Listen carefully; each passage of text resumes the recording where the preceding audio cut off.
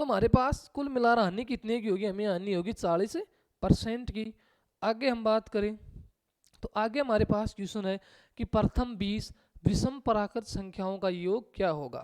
तो जब भी प्रथम विषम संख्याओं के योग की बात करें तो हमारे पास प्रथम विषम संख्याओं का योग हमारे पास होता है एन स्क्वायर। क्या होता है, एन स्क्वायर। एन का मतलब क्या है, जितनी भी संख्या है संख्या का हमें वर्ग करना है। तो हमारे पास 20 है तो 20 का वर्ग कितना बनेगा, 20 का वर्ग हमारे पास बनेगा 400। तो जो प्रथम 20 विषम पराकृत संख्या है उन सभी का योग कितना बनेगा, 400 बनेगा। आगे हम बात करें तो आगे हमारे पास क्वेश्चन है कि यदि संख्या हमारे पास, ये प्रिंटर के जो हमारे पास जो कंप्यूटर का मास्टर उसकी गलती है, उसने 2 बार टाइप कर दिया।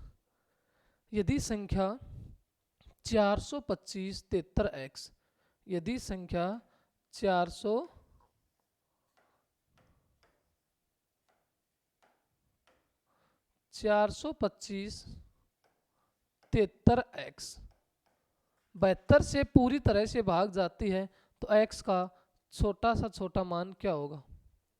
यदि संख्या 425 73x 72 से पूरी तरह से भाग जाए तो x का छोटा से छोटा मान क्या होगा। तो देखो जब हमारे पास 72 है, 72 को हम लिख सकते हैं क्या, 8 गुणा 9। 72 को हम क्या लिख सकते हैं, 8 गुणा 9, यानी 72 हमारे पास फैक्टर होता है 8 गुणा 9 का। अब अगर यह संख्या 8 और 9 से भाग जाए तो संख्या किससे भाग जाएगी, 72 से भाग जाएगी। तो x की जगह हम एक ऐसा अंक रखना है जो 8 से भी भाग जाए और 9 से भी। जब वह 8 और 9 दोनों से भाग जाए तो संख्या किससे भाग चली जाएगी, 72 से चली जाएगी। अब सबसे पहले जब हम 9 की बात करें तो 9 में हमें करना क्या होता है, 9 में हमें करना होता है जितने भी अंक हैं सभी अंकों को हम जोड़ के 9 से भाग देंगे। अगर सभी अंकों का जोड़ 9 से भाग जाता है संख्या भी किससे जाएगी, 9 से। तो 9 की बात करें तो हमारे पास देखो ये हमारे पास बनेगा 5 और 4 9, तो 9 से 9 कैंसिल हो जाएगा। 7 और 2 9, 9 से 9 कैंसिल। आगे हमारे पास कितना है, 3 है। अब 3 तो 9 से भाग जाता नहीं। अब देखो 9 से भाग देने के लिए सबसे छोटी संख्या 9 ही है, तो हमारे पास तो 3 है। अगर हमारे पास 3 है, 3 से हम 9 बनाए तो हमें कितना प्लस करना पड़ेगा, 6 हमें प्लस करना पड़ेगा। और जब हम 6 प्लस करेंगे तो 9 बनेगा, और 9 9 से पूरा पूरा भाग जाता है। तो 9 के लिए सबसे छोटी संख्या कितनी होगी, 6 होगी। अब 6 हमारे पास ऑप्शन में है। तो हमारे पास संख्या थी 425 73 और x। तो 9 के लिए हमें x का मान कितना रखना चाहिए, 6 रखना चाहिए, ताकि वह 9 से भाग चली जाए। तो 9 से ये 6 रखने पे चली जाएगी। अब अगर हम बात करें 8 से, तो 8 का नियम हमें कहता है कि जो संख्या के अंतिम 3 अंक हैं उन तीनों अंकों को हमें 8 से भाग देना है। तो अंतिम 3 अंक हमारे हिसाब से 7 3 और कितने हैं, 6 है, यानी 736। अब 736 को हम 8 से भाग करते हैं तो 8 निम 72, 1 और 8 दूनी 16, तो ये पूरा पूरा भाग जाता है। तो हमारे पास सबसे छोटा अंक क्या है, हमारे पास सबसे छोटा अंक 6 है। अगर हम x का मान 6 लेते हैं तो संख्या हमारे पास 8 से भाग जाती है और संख्या 9 से भी भाग जाती है। तो संख्या फिर किससे भाग जाएगी, 72 से भी। तो सबसे छोटा अंक कितना होगा, सबसे छोटा अंक कितना होगा, 6 होगा।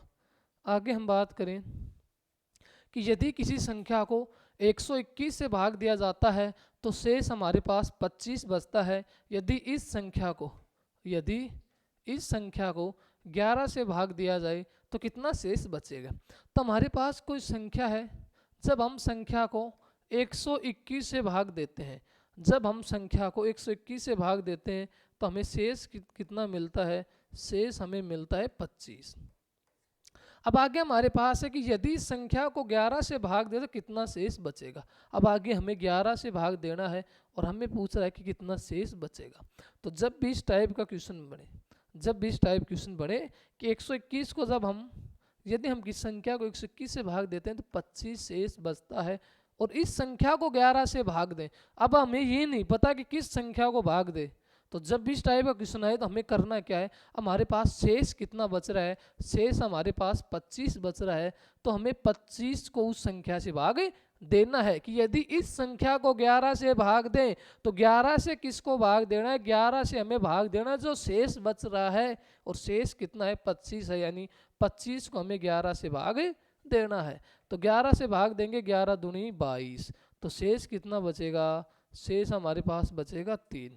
तो शेष कितना बचेगा 3। तो जब भी ये केस बने कि यदि किसी संख्या को 121 से भाग देने पर 25 शेष बचता है और यदि संख्या को 11 से भाग दे तो कितना शेष बचेगा, तो 11 से हम जो हमारे पास शेष फल उसको भाग देंगे और 11 से 25 को भाग देंगे तो 11 दूनी 22, यानी कितना शेष बचेगा, 3 शेष बचेगा। आगे हमारे पास क्वेश्चन है कि यदि राम से श्याम के अंक 33.33% कम है तो राम के अंक श्याम से कितने परसेंट अधिक हैं। वही हमारे पास कम और अधिक का क्वेश्चन आया और पहला क्वेश्चन भी हमारे पास कम और अधिक का था। तो हमारे पास है 33.33%, 33.33% और 33.33% क्या है, कम है। तो कम के लिए मैंने बताया था साइन किसका लेंगे, माइनस का लेंगे। अब जो हमारे पास 33.33% है इसका फ्रैक्शन में मान होता है 1/3। कितना होता है, 1/3। तो जो राम के अंक उस श्याम से कितने कम है, वो 1/3 है, 1/3 कम है। अब हमें अधिक की बात करेंगे तो अब हमारे पास जो माइनस का साइन इसके विपरीत किसका बनता है, प्लस का बनता है। ऊपर हमारे पास 1 है तो हम क्या लिखेंगे, 1 को लिखेंगे। आगे हमें करना है 3 और बीच में साइन है माइनस का, तो 3 - 1 यानी कितना बचेगा, 2। तो कितने अंक अधिक होंगे, 1/2 अंक अधिक होंगे। ये तो हम फ्रैक्शन में बात करते हैं, अगर परसेंटेज में बात करें तो गुणा हम 100 से करेंगे। 2 से अगर काटेंगे कितने बार में, 50 बार में। तो कितने अंक अधिक होंगे, 50% अंक अधिक होंगे। कितने अंक, 50% अंक अधिक होंगे। और 50% कौन सा ऑप्शन है, पहला ही ऑप्शन है। 50% कौन सा ऑप्शन है, पहला ही ऑप्शन है। आगे हम बात करें तो आगे हमारे पास है कि 5, 8, 15 का चौथा समानुपात क्या है। 5, 8, 15 का चौथा समानुपात क्या है। तो जब भी हम चौथे अनुपात की बात करते हैं तो हमारे पास चौथा अनुपात बनता है BC/A। BC/A का मतलब क्या है, जो हमारे पास दूसरी संख्या हो उसको हमें तीसरी संख्या से गुणा करना है और पहली संख्या से भाग देना है। तो B हमारे पास कितना है, 8 है, C हमारे पास 15 है और बटे A हमारे पास 5 है। 5 एकम 5 और 5 तिया 15, कितना बनेगा, 24 बनेगा। कितना बनेगा, 24। तो 5, 8, 15 का चौथा अनुपात कितना बनेगा, 24। और 24 कौन सा ऑप्शन है, दूसरा ही ऑप्शन है। इसके बाद आगे हम बात करें तो अगला हमारे पास क्वेश्चन है कि एक विद्यार्थी ने किसी संख्या को 5/3 से गुणा करने के स्थान पर इसे 3/5 से गुणा कर दिया। परिकलन में त्रुटि प्रतिशत कितना है। परिकलन में त्रुटि प्रतिशत कितना है। अब देखो कोई आदमी है जो उसको गुणा तो करना था 5/3 से किसी संख्या को और उसने गुणा कर दिया 3/5 से। अब आदमी मूर्ख है, 5/3 की बजाय 3/5 से गुणा कर दिया, तो उसकी त्रुटि क्या है। तो देखो इसको भी हम सीधे तरीके से करें। गुणा तो करना था 5/3 से, लेकिन गुणा किससे कर दी, 3/5 से। अब 3/5 से कर दी तो यानी उसने गलत संख्या से गुणा कर दी। सही संख्या कितनी है, 5/3 है। 5/3 से गुणा करने की बजाय 3/5 से कर दी तो 3/5 गलत है। इस केस में हमें सबसे पहले इनकी क्रॉस करनी है। क्या करनी है, क्रॉस। सही के नीचे सही का साइन और गलत के नीचे गलत। 5 को 5 से करेंगे 25 और 3 को करेंगे 3 से 9। तो ये हमारे पास क्या है, गलत, और ये क्या है, सही। यानी उसने संख्या कितनी ले ली, संख्या उसने 9 ले ली, लेकिन लेनी कितनी थी, 25 लेनी थी। अब 25 की जगह उसने 9 लिया, तो दोनों के बीच में कितने का अंतर है, 16 का। यानी कितने की कमी आई, 16 की त्रुटि आई, 16 की कमी आई। और किस पर आएगी, सही संख्या कितनी है, 25 और गुणा कितना, गुणा 100%। तो 25 चौका 100 यानी 16 चौक 64। तो कितने परसेंट की त्रुटि आई, 64% की त्रुटि आई। और 64 कौन सा ऑप्शन है, डी ऑप्शन है। देखो जब क्रॉस करेंगे तो 5 को 5 से करेंगे 25, 3 को 3 से करेंगे 9। अभी 5/3 सही है तो 25 भी क्या है, सही है। और 3/5 गलत है तो 9 भी क्या है, गलत है। उसने 9 को ले लिया, लेना कितने को, 25 को। अब 25 में 9 तो ले लिया, कितना बच गया है, 16। यानी त्रुटि कितने की हुई, 16 पे। किस पर होगी, सही पर। सही कितना है, 25। तो 16/25 और गुणा 100। 25 से काटेंगे 4 बार में तो कितनी कमी आएगी, 16 चौक 64 की। आगे हम बात करेंगे किसी राशि पर 6 वर्षों का साधारण ब्याज उस राशि का 9/25 है तो ब्याज की दर कितनी है। तो देखो सबसे पहले हमने मान लिया कि जो हमारी राशि है, राशि को हमने पी मान लिया, पी फॉर प्रिंसिपल यानी मूलधन। हमारे पास राशि है पी है, और राशि कितना हो रही है, जो राशि का 9/25 है। जो हमारे पास साधारण ब्याज है राशि का 9/25 गुणा है जो हमारे पास एसआई है, वो कितना है, एसआई हमारे पास 9/25 किसका, राशि का, और राशि को क्या माना पी। तो साधारण ब्याज हमारे पास है 9/25 पी, और राशि हमारे पास पी है, और समय हमारे पास कितना है, 6 वर्ष है। हमें निकालना है क्या, हमें निकालना है ब्याज दर। तो हमारे पास होता है एसआई बराबर PRT/100, यानी साधारण ब्याज बराबर मूलधन गुणा दर गुणा समय बटे 100। साधारण ब्याज हमारे पास कितना है 9/P, राशि हमारे पास P है, R का मान हमें निकालना है, समय हमारे पास 6 और बटे 100। P से P कैंसल, 2500 का 100, 2 से काटेंगे 2 दूनी 4 और 2 तिया 6, 3 से काटेंगे 3 एकम 3 और 3 तिया 9। तो कुल मिलाकर हमें मिला 3 बराबर R/2%। अब 3 को 2 से गुणा करें कितना बनेगा 6, यानी हमारे पास R का मान कितना बनेगा, R का मान बनेगा 6%। R का मान कितना बनेगा 6%, और 6% कौन सा ऑप्शन है, दूसरा ऑप्शन है। तो इस तरीके दूसरा ऑप्शन क्या होगा, ठीक होगा। आगे हम बात करें कि दो संख्याओं का HCF 16 है तथा एलसीएम 160 है, यदि पहली संख्या 32 है तो दूसरी संख्या क्या होगी। क्वेश्चन बनता है दो संख्याओं से और एलसीएम और एचसीएफ से। तो जब भी हम दो संख्याओं की बात करें तो दो संख्याओं का रिलेशन बनता है। रिलेशन हमारे पास होता है कि पहली संख्या गुणा दूसरी संख्या, पहली संख्या गुणा दूसरी संख्या बराबर एचसीएफ गुणा एलसीएम, एचसीएफ गुणा एलसीएम। अब पहली संख्या हमारे पास कितनी है 32 है, दूसरी हमें निकालनी है। एचसीएफ हमारे पास 16 है और एलसीएम कितना 160 है। 32 से 160 को काटेंगे कितनी बार में कटेगा 5 बार में, 32 पंजी 160। तो दूसरी संख्या हमारे पास बनेगी 16 को 5 से करेंगे 16 पंजू 80। तो सेकंड संख्या हमारे पास कितना बनेगी 80, और 80 कौन सा ऑप्शन है, सी ऑप्शन है। तो जब भी इस तरीके क्वेश्चन को बात करें तो हमारे पास होगा पहली गुणा दूसरी बराबर एलसीएम गुणा एचसीएफ। तो इस तरीके से दूसरी संख्या बनेगी 80।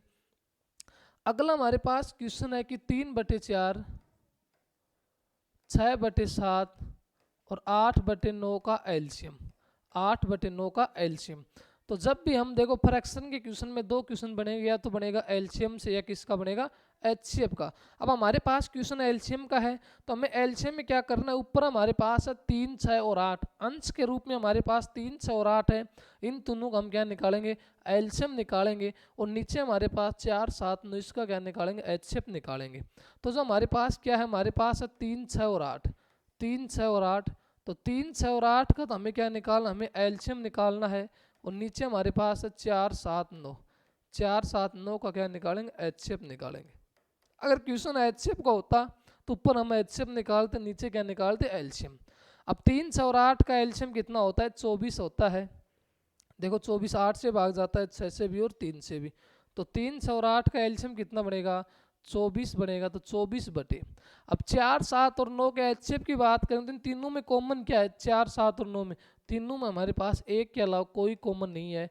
तो हमारे पास कितना बनेगा, 24 बनेगा। तो जो 3/4, 6/7 और 8/9 का एलसीएम कितना बनेगा, 24 बनेगा। और 24 कौन सा ऑप्शन है, पहला ऑप्शन। तो पहला ऑप्शन क्या होगा, राइट होगा। आगे हम बात करें तो अगला हमारे पास क्वेश्चन है कि 270 मीटर लंबी एक रेलगाड़ी 25 किलोमीटर प्रति घंटे की रफ्तार से चल रही है। 2 किलोमीटर प्रति घंटे की रफ्तार से विपरीत दिशा से आते हुए आदमी को वह कितने समय में, वह कितने समय में पार कर लेगी, कितने समय में पार कर लेगी। तो हमारे पास कोई रेलगाड़ी है। अब रेलगाड़ी देखो उसकी चाल है 25 किलोमीटर प्रति घंटा, और उसके विपरीत दिशा में एक आदमी आ रहा है, और आदमी की चाल है 2 किलोमीटर प्रति घंटा। वह उस आदमी को कितने समय में पार कर लेगी। तो देखो जब भी दो वस्तु विपरीत दिशा में आएंगी तो उनकी चाल प्लस होगी।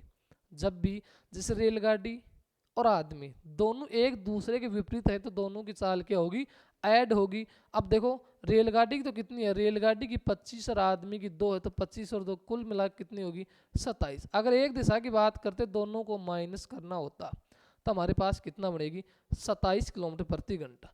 अब रेलगाड़ी लंबाई कितनी है उसकी, 270 मीटर है। अब देखो अब उसकी जो लंबाई वो हमारे पास मीटर में है, लेकिन उनकी चाल किलोमीटर प्रति घंटे में है, तो चाल को हम मीटर पर सेकंड में बदलेंगे तो हमारे पास है 27। मीटर पर सेकंड में बदलेंगे तो 5/18 से गुणा करेंगे तो 9 दूनी 18 और 9 तिया 27, तो हमारे पास बनेगा 15/2 मीटर पर सेकंड। तो यानी रेलगाड़ी और उन दोनों की कुल मिलाकर चाल कितनी है, 15/2 मीटर पर सेकंड। हमें निकालना है कि वह आदमी को कितने समय में पार कर लेगी। तो जब हम समय की बात करते हैं तो समय हमारे पास होता है दूरी बटे चाल। अब दूरी हमारे पास है 270 और चाल कितनी है, चाल हमारे पास है 15/2। 15/2 5 से अगर काटेंगे तो 5 तिया 15 और इसको 5 से काटेंगे 5 5 25 और 5 चौक 20।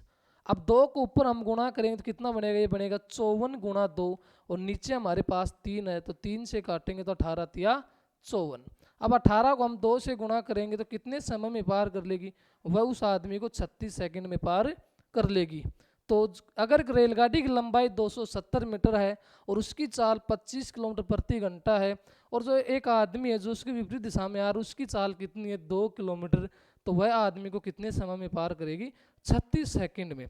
बस इस क्वेश्चन में एक बात का विशेष ध्यान रखना है कि अगर चाल दोनों की विपरीत है तो दोनों क्या करेंगे, ऐड करेंगे, और अगर दोनों की सेम दिशा है तो दोनों क्या करेंगे, माइनस करेंगे।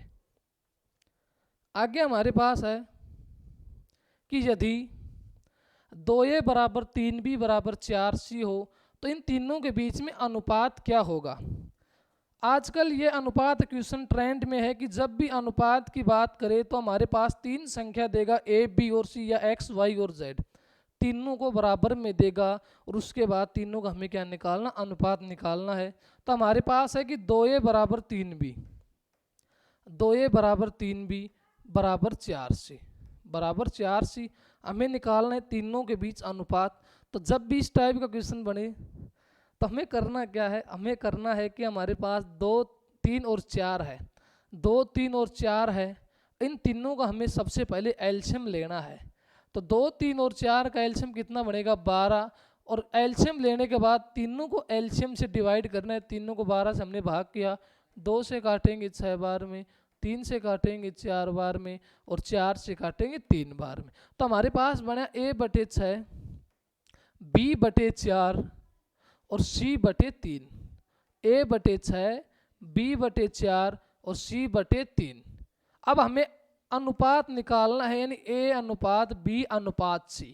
तो जो एक के नीचे हमारे पास कितना है 6, तो ये a का मान है, b के नीचे कितना है 4, तो ये b का मान है, और c के कितना है 3, तो ये c का मान है। तो a b और c का अनुपात बनेगा 6 4 और 3, 6 4 और 3। तो जब भी अनुपात की बात करें और जब ये बराबर में हो तो इनका एलसीएम लेकर एलसीएम से डिवाइड करेंगे, इसके बाद इनके नीचे जो संख्या है वो उसका क्या होगी, मान होगी। जैसे a के नीचे 6 तो a का मान 6, b के नीचे 4 तो b का मान 4, और c के नीचे 3 तो c का 3, तो बनेगा 6 4 और 3, 6 4 और 3। तो आज की क्लास हमारी यहीं तक रहेगी। अब एस्टेट में जिस जिस टाइप क्वेश्चन बनते हैं वो मैंने आपको सभी करवाए, आगे भी एग्ज़ाम तक करवाते रहेंगे। फिर भी अगर कोई क्वेश्चन में डाउट रहे या कोई और टाइप हो जो मैंने आपको नहीं करवाई तो आप ज़रूर कमेंट में लिखेंगे ताकि हम उसका भी प्रयास करें। बाकी चैनल को ज़्यादा से ज़्यादा लाइक शेयर एंड सब्सक्राइब करें। धन्यवाद।